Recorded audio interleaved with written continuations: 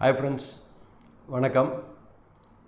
நம்ம தமிழ் சினிமாவில் பழைய காலத்து படங்கள் எல்லாம் பார்த்திங்கன்னா ஹீரோவுக்கும் வில்லனுக்கும் சண்டை வந்து ஹீரோ வந்து வில்லனை பிடிச்சிடுவார். அந்த கடைசி சீனில் போலீஸ் அரெஸ்ட் பண்ணும். ஸோ அதே மாதிரி தான் நம்ம ரெகுலேட்டர்ஸும். இவ்வளவு நாள் விட்டாச்சு. 4 வருஷம் முன்னாடி 200 கோடி இருந்த ஃபண்ட் இன்றைக்கி 80,000 கோடி வந்ததுக்கப்புறம் தான் ஃப்ரண்ட் ரன்னிங் இருக்கும் அப்படின்னு சொல்லி ஒரு ரைடு இது மாதிரி ஒரு ஆக்ஷன்லாம் எடுக்க ஆரம்பிக்கிறாங்க. But it should be a continuous process. பட் இப்போ உதாரணத்துக்கு எடுத்துக்கங்க, இப்போ நாங்கள் என்எஸ்சி பிஎஸ்சியோட மெம்பர்.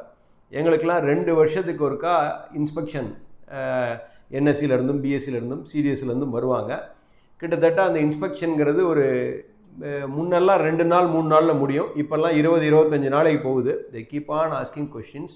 அதுக்கப்புறம் தான் தே கிவ் கம்ப்ளைண்ட்ஸ் சர்டிஃபிகேட் கொடுப்பாங்க.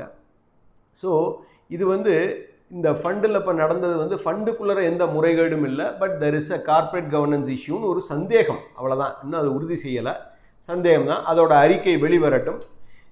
இது இந்த ஃபண்ட் ஹவுஸ்க்கு மட்டும் பொருத்தம் இல்லை, இது உலகம் பூராமே இது ஒரு பெரிய பிரச்சனை. ஏன்னா ஹூஎவர் மேனேஜர்ஸ் அவங்களும் மனுஷங்க தான். ஒரு ஃபஸ்ட் ரன் என்டர்பிரனர் அவங்க ஒரு ஃபஸ்ட் ரன்னாக பார்த்திங்கன்னா இந்த அளவுக்கு பெரும் பணத்தை பார்க்கல, ஏன் நம்மளும் பண்ணக்கூடாதுங்கிற ஆசை. பட் இன்றைக்கி அவங்களுக்கு கொடுக்குற சம்பளமே இன்றைக்கி பெரிய சம்பளம். ஏன் ஆசைப்படுறாங்க அப்படின்னு எனக்கு தெரியலை. அதிக ஆசை, பேராசை பெருநஷ்டம் அப்படின்னே நம்ம பெரியவங்க நமக்கு சொல்லி கொடுத்து தான் போயிருக்காங்க. ஸோ ஆசையை கண்ட்ரோல் பண்ணணும், தேவைகளை கம்மியாக வச்சுக்கணும் அப்படிங்கிறது தான். இன்றைக்கி ஒரு சாட்டிஸ்ஃபைட் லைஃப் அப்படிங்கிறதே பெரும்பாலான பேர்கிட்ட இல்லை. பிகாஸ் ஏன்னா இன்னும் வேணும். ஸோ அதை நீங்கள் கட்டுப்படுத்தினா தான் நம்ம we can give the satisfied life. This is என்னோட வியூ இது. ஸோ இந்த ஃபண்டை பொறுத்த வரைக்கும் நம்ம பொறுத்திருந்து பார்ப்போம். ஃபண்டெல்லாம் ஹோல்டிங்ஸ் எல்லாம் ஓகே, அதிலலாம் ஒன்றும் முதலீட்டாளருக்கு ஒன்றும் பெரிய இதெல்லாம் இருக்காது. என்ன அவர் அந்த ஃப்ரண்ட் ரன்னிங் பண்ணி சம்பாதிச்ச பணத்தை SEBI may seize it with penalty, வேறு ஃபண்ட் மேனேஜரை மாற்றுவாங்க. ஸோ பொறுத்திருந்து பார்ப்போம். ஜென்ரலாக நான் ஆல்வேஸ் சொல்லுவேன், எங்கள் அப்பா சொல்லி கொடுத்ததான், nothing is free in this world. எதுவுமே இலவசம் கிடையாது. ஒரு product buy one get one அப்படின்னா அவங்களோட இன்வென்ட்ரி காஸ்ட்டை அவங்க புஷ் பண்ணி அவங்க தள்ளி விட்றாங்க. ஏன்னா விற்கலை, அதை பாதி விலைன்னு கொடுத்தாலாவது விற்றுரும். ஏன்னா சும்மா வச்சுக்கிட்டு இருக்காமல் நம்ம ஒர்க்கிங் கேபிட்டலுக்கு வட்டியை கட்டிக்கிட்டு இருக்கோம். ஸோ அதையாவது குறைப்போம் அப்படிங்கிறக்கா they are pushing it at free of cost. My father always is, இப்போ பாய்சன் குடித்து சாகணுன்னா கூட மருந்து கடையில் பாய்சன் ஃப்ரீயாலாம் கிடைக்காது, காசு கொடுத்து தான் வாங்கணும். So this is the way we have to take it. Something கூடவே ஏதாவது ஒன்று வரும். So it's not a free, நீங்கள் அப்படியே எடுத்துக்க வேண்டாம். இப்போ இன்றைக்கி பார்த்தீங்கன்னா ஒரு ஆன்லைன் பிளாட்ஃபார்மில் ஒரு அட்வர்டைஸ்மெண்ட், 389% ரிட்டர்ன் 100 நாட்களில் அப்படின்னு சொல்லி. அதாவது தே சே தட், அன்னை கூட ஒரு நேயர் நம்ம கமெண்ட்டில் போட்டிருந்தாரு, நீங்கள் ஓல்டு ஸ்கூல் ஆஃப் தாட் அப்படின்னு. Old ultimately we want to make money, அவ்வளோதான். நீங்கள் திறமை இருந்தால் ஓடுங்க. உங்களுக்கு 100 நாளில் 389% வேணுமா, ஓடுங்க. பட் நாங்கள் ஆசையை கட்டுப்படுத்துன்னு சொல்கிறோம், பண்ண முடியாதுன்னு எக்ஸ்பீரியன்ஸை சொல்கிறோம். நான் பண்ணி தான் பார்ப்பேன், பண்ணுவேன், ஜெயிச்சா நல்லா வரலாம், வாழ்த்துக்கள், ஒன்றும் தப்பு இல்லை. So we want to be in a safer weekend, that's all, அவ்வளோதான் விஷயம். There is nothing like old or new or anything. அதாவது வென் யூ நம்ம ஸ்பீட் பிரேக்கர் அப்படின்னு ஏன் பஸ்ஸில் இன்ட்ரடியூஸ் பண்ணியிருக்காங்க, ஏன் கார்லெல்லாம் கொண்டு வர்றாங்க, ஏன் இன்றைக்கி 80 கிலோமீட்டரை தாண்டுனா ஒரு சைரன் கொடுத்துக்கிட்டே இருக்குது. அதுக்கு மேலே போகையில் you cannot control the damage. So ஆகாத முடிய பிரச்சனை இல்லை, ஆணுச்சுன்னா அப்படிங்கிறத தான் பிரச்சனை. ஸோ இப்போ பார்த்தீங்கன்னா பெங்களூரில் மட்டும் கடந்த 4 மாதத்தில் கிட்டத்தட்ட சுமார் 200 கோடி கிட்டக்க இந்த மாதிரி ஸ்கேம் நடந்திருக்கு. 735 கேசஸ் இருக்குது. இதுக்கு எல்லாத்துக்கும் காரணம் என்னன்னு கேட்டிங்கன்னா அதிக ஆசை, greed. You have to be fearful when others are greedy. இதுதான் மூலமந்திரம் வாரன் பஃபே எல்லாருக்குமே சொல்லி கொடுத்தது.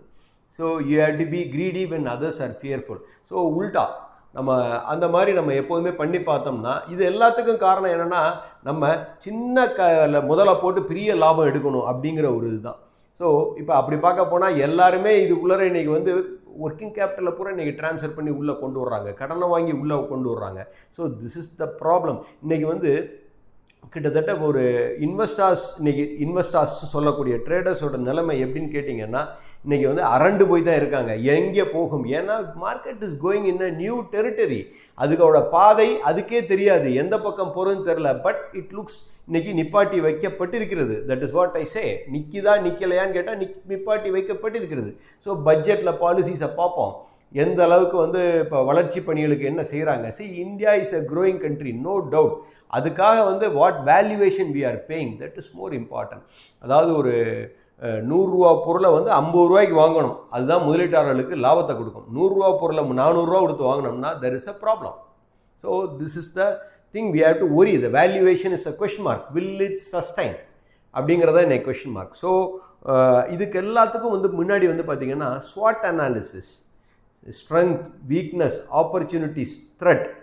அதாவது தமிழில் ஒரு பாட்டு, நீ உன்னை அறிந்தால் அப்படின்னு. ஸோ ஃபர்ஸ்ட் ஆஃப் ஆல் அவங்கவுங்கள அறியணும். உங்களோட பண பலம் என்ன, நாலேஜ் பலம் என்ன, இதை தெரிஞ்சுக்கணும். வாட் யூ வாண்ட், உங்களுக்கு என்ன பணம் எவ்வளோ வேணும், what is the return you want. Return எனக்கா சார், நான் 400% ஒரு மாதத்தில் வேணும் சார், கொள்ள தான் அடிக்கணும், வேறு ஒன்றுமே பண்ண முடியாது. இன்றைக்கி வந்து பீட்டர் லிஞ்சாக இருக்கட்டும், இல்லை வாரன் பஃபேயாக இருக்கட்டும்.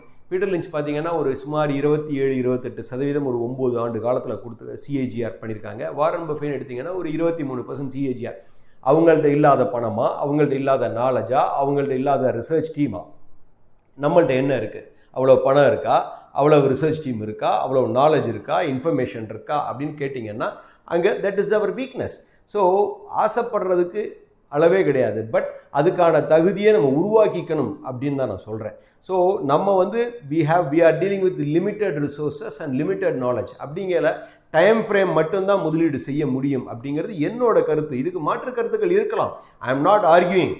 See, this is the way I advise. That is what I am looking for. Okay. So இந்த வீடியோ வந்து ஒரு பயனுள்ளதாக இருக்கும் நம்புகிறேன். Thank you all.